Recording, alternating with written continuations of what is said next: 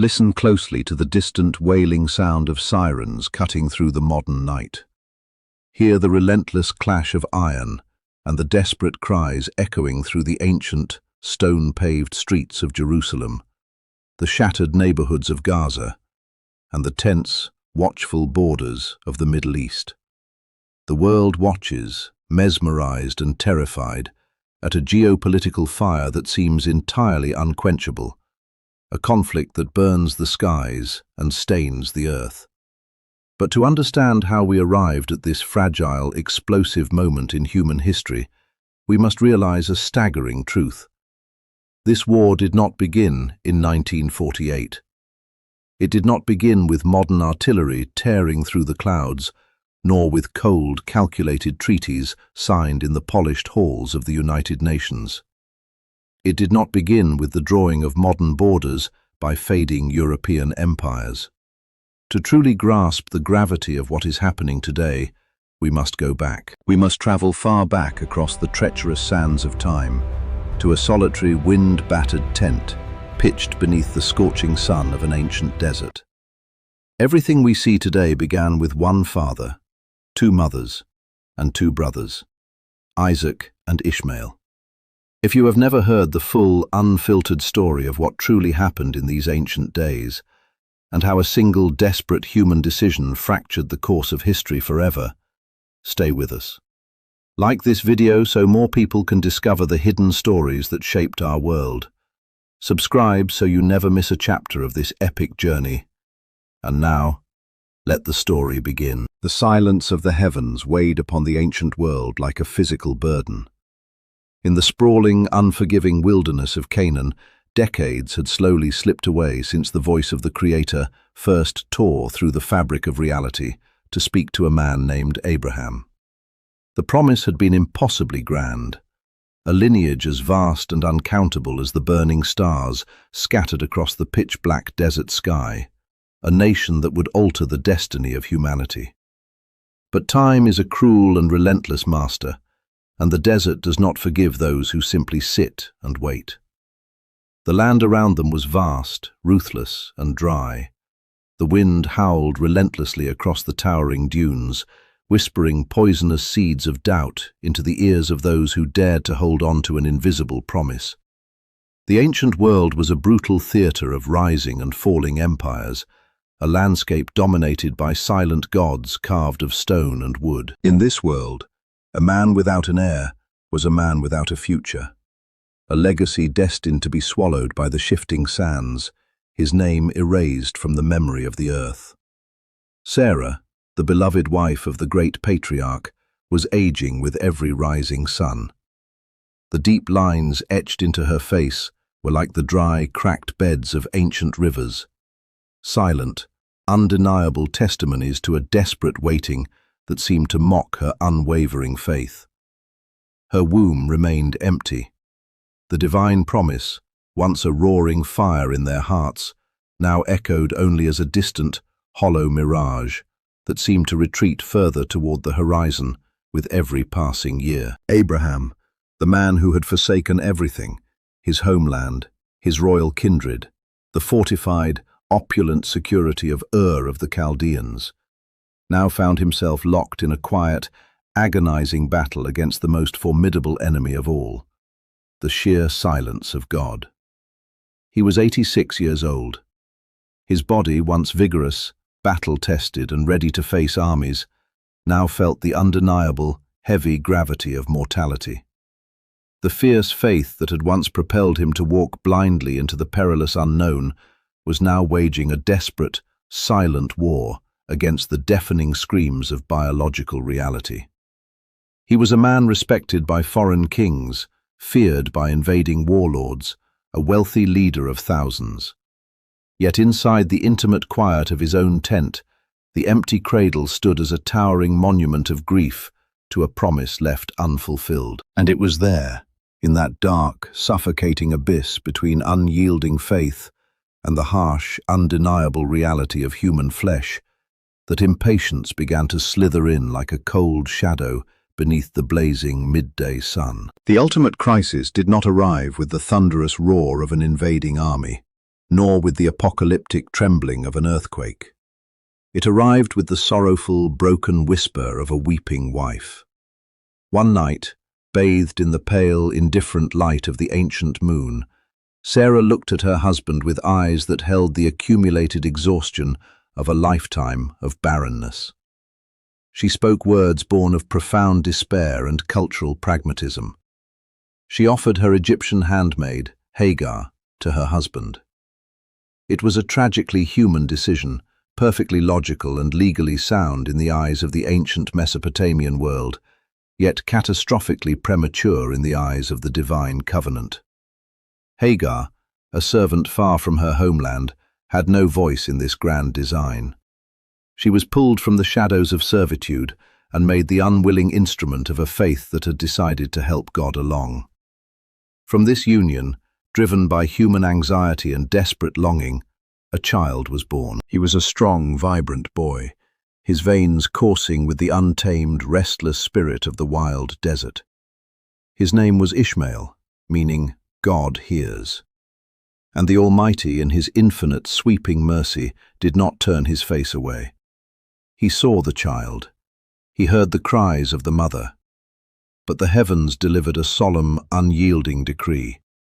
The son born of human intervention, though blessed, was not the chosen heir of the ultimate, eternal promise. The heavy stones of time continued to roll forward. Ishmael grew into a fiercely loved young man, a wild and free archer who ran with the desert winds across the dusty, sweeping plains. Abraham watched him from the edges of the camp, his ancient heart overflowing with a fierce, protective, paternal pride. In the quiet moments of the evening, perhaps the patriarch convinced himself that this was how the promise was meant to be fulfilled, imperfectly, through human hands, yet beautiful in its own right. But when Abraham reached the staggering age of 99, and the very concept of a new miracle seemed absolutely dead and buried beneath the weight of a century, the voice of the Eternal tore through the silence once more. It was sharp, unmistakable, and cut like a double-edged sword. The Creator of the universe declared the impossible. Sarah, at the impossible age of 90, would conceive and bear a son. Abraham collapsed, burying his weathered face in the dust of the earth, and he laughed. It was not the arrogant laughter of mockery, but the breathless, stunned laughter of absolute human disbelief colliding with the terrifying majesty of God.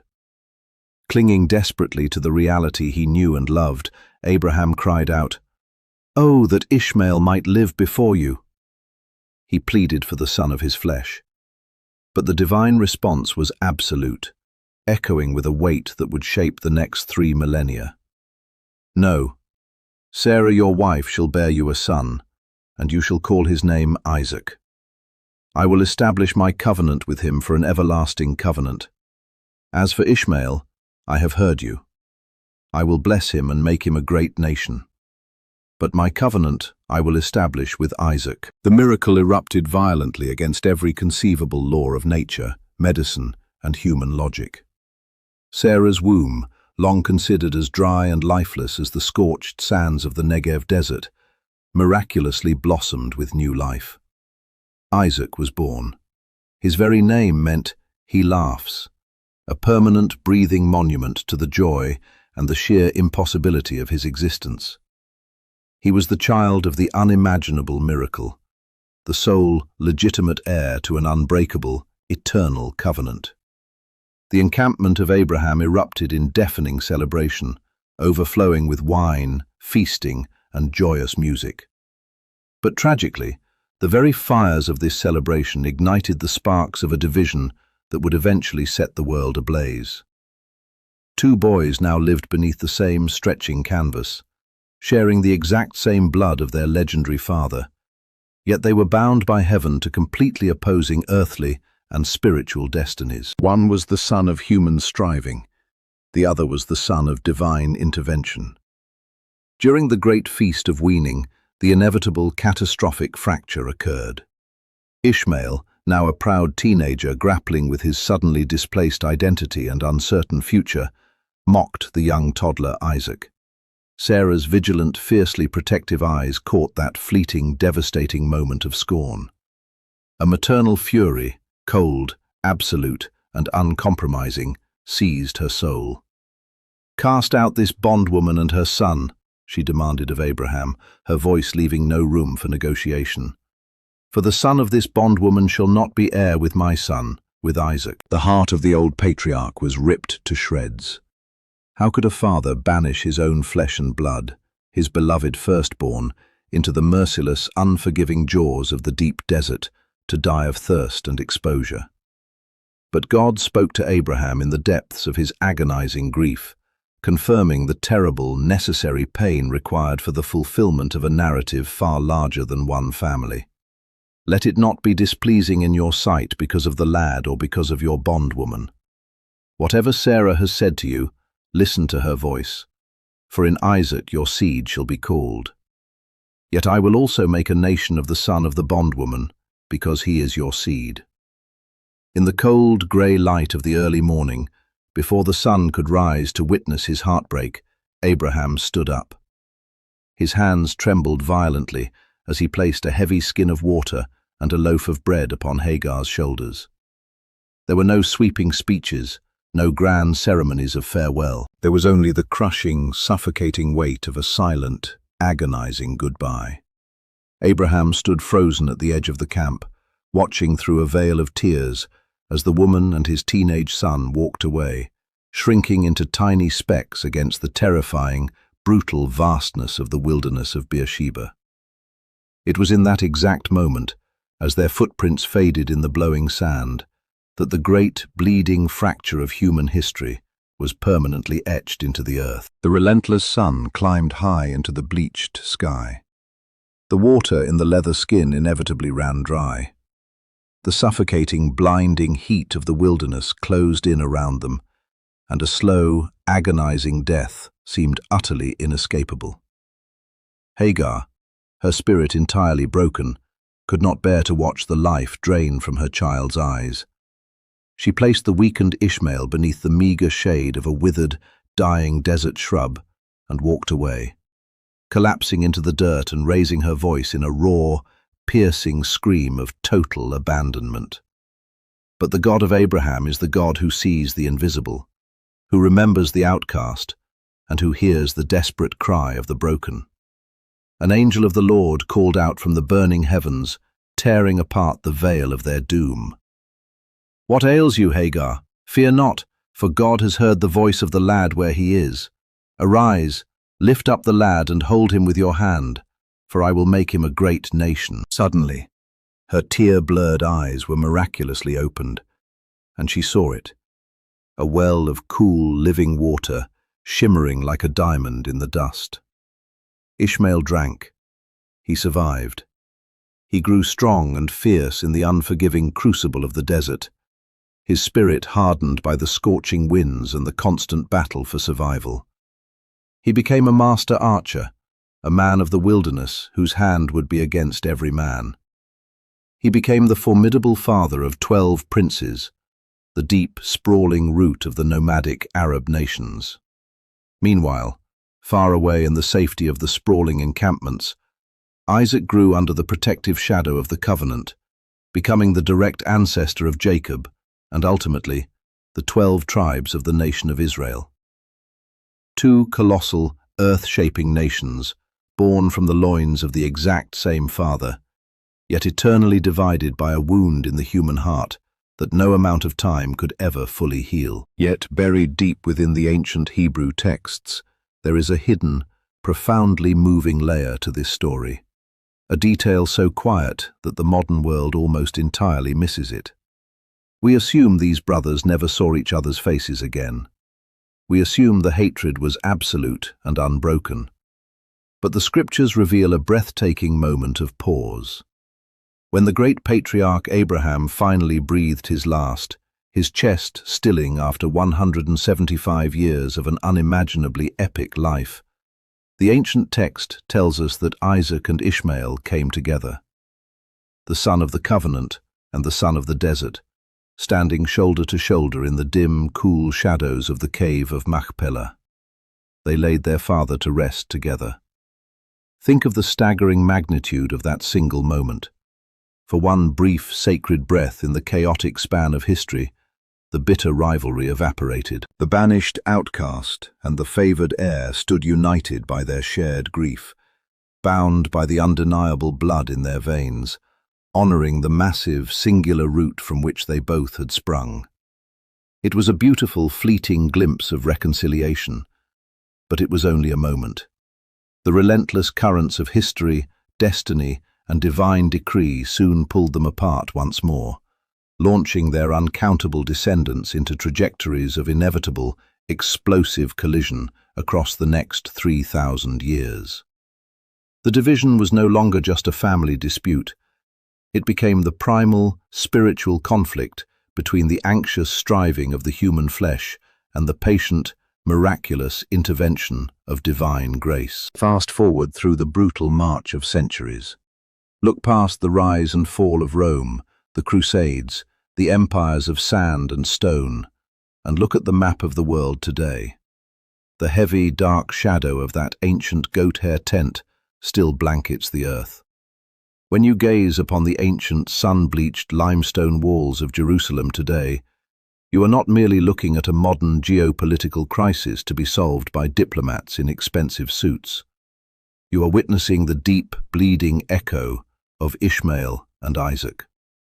For the descendants of Isaac, the Jewish people, Jerusalem is the geographic heartbeat of their existence, the sacred land promised by the Almighty, the very foundation of Solomon's temple, and the anchor of their miraculous, agonizing survival through millennia of exile and Holocaust. For the sons of Ishmael, united centuries later under the sprawling banner of Islam, Jerusalem is a non-negotiable, intensely holy sanctuary, the sacred ground from which their prophet ascended into the heavens, a deeply held right of spiritual inheritance.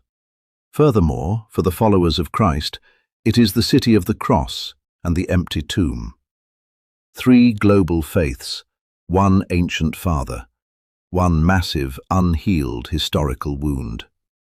The rockets that streak across the night sky, the concrete walls topped with razor wire, the checkpoints, the bitter political rhetoric, and the unbearable weeping of mothers burying their children on both sides of the divide. All of this is the physical, terrifying manifestation of a spiritual fracture.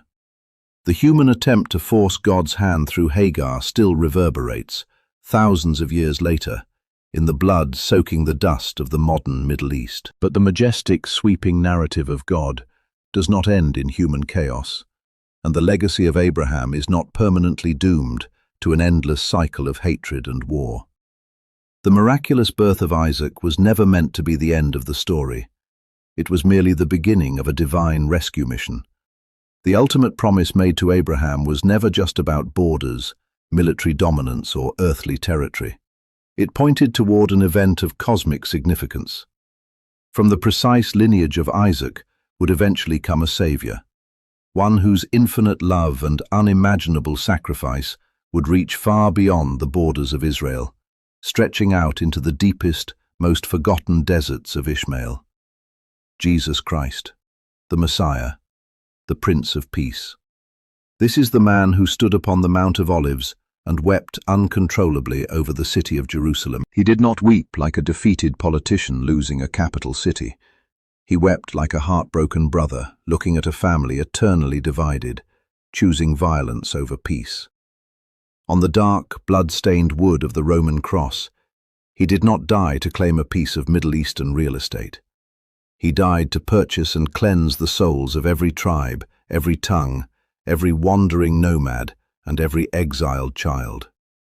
The scriptures declare with earth-shattering authority, "If you belong to Christ, then you are Abraham's seed, and heirs according to the promise."